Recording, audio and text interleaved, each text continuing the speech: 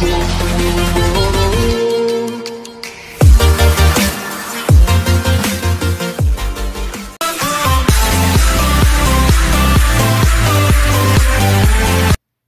recapitulate.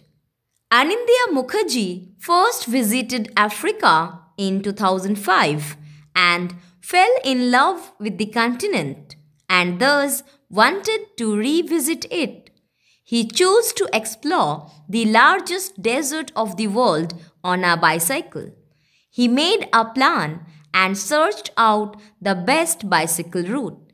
Finally, in 2012, he set out on his journey across the Sahara on a bicycle. The journey, Stage 1, Guelmim to Lyon, 27 February to 3rd March, 455 km, 5 days. Anindya Mukherjee now talks about his journey across the Sahara. He has divided his journey into stages. He started for Stage 1 on 27 February and completed it on 3rd March. Stage 1 was of 5 days and the distance covered by him during this period was 455 km. I landed in Guelmim on the morning of 26 February and instantly fell in love with this little city on the edge of the Sahara. I reassembled my bicycle and roamed the streets and bought a Tuareg scarf, which the shopkeeper taught me how to tie. On 26 February, Anindya landed in Guelmim, the gateway to the Sahara. He immediately liked the small city, which was just on the edge of the vast desert. He took his bicycle and wandered through the streets, and there he bought a Tuareg scarf, a scarf generally wrapped as turban and a veil by the Saharan nomadic people Tuareg, and thus it got its name. The local shopkeeper even taught Anindya how to tie it. The next morning, I started my ride across the Great Sahara Desert. It was a now or never moment. On the very first day, I realized that the deciding factor of this trip was going to be the direction of the wind. Over the course of my journey, we developed a love-hate relationship depending on its direction. I stopped that day in the desert town of Tantan and found a cheap night's shelter. I gorged on street food with the satisfaction of the first day behind me. It felt good, as after weeks of planning in India and waiting for the paperwork in Rabat, this was finally happening and I was moving. The very next morning, Anindya started his ride and he was very sure that he had to continue this expedition as it was a now or never moment for him. On the very first day, he realized that the direction of wind was going to be the most important reason or decisive factor for his journey.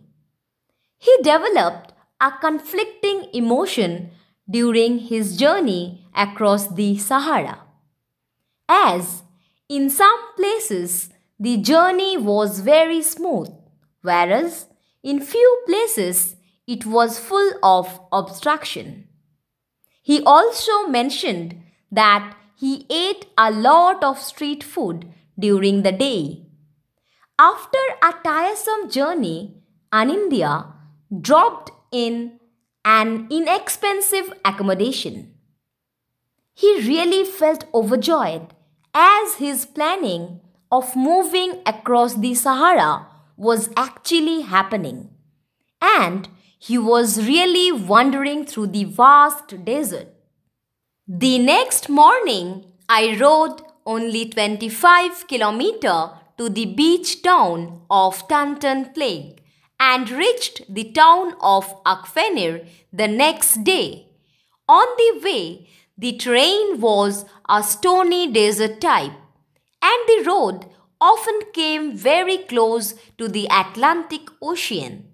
Sometimes I used to get off the bike and stand by the cliff as I watched the endless big waves of the Atlantic. I also met a Chinese cyclist riding from Gambia who had skipped the desert section by using public transport.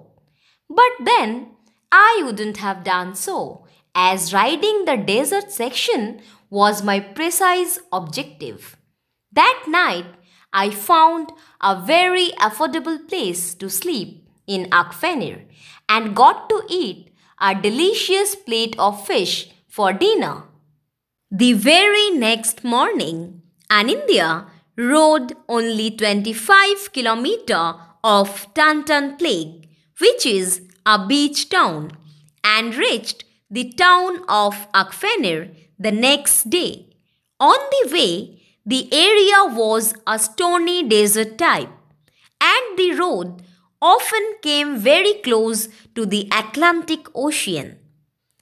Anindya was so fascinated by that place that sometimes he used to get off his bicycle and stand by the cliff to watch the gigantic waves of the Atlantic Ocean.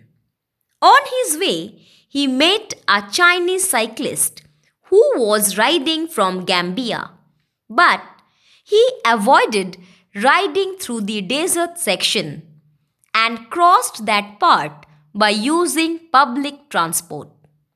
Anindya affirms that he wouldn't have done so, as riding the desert section was his exact intention.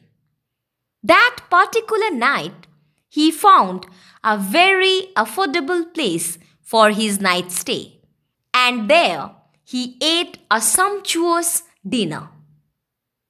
As I rode to Tarfaya on 2nd March, the wind turned into a storm, and I received my first taste of the desert's wrath.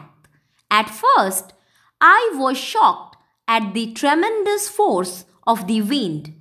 It was impossible to ride with sand flying everywhere.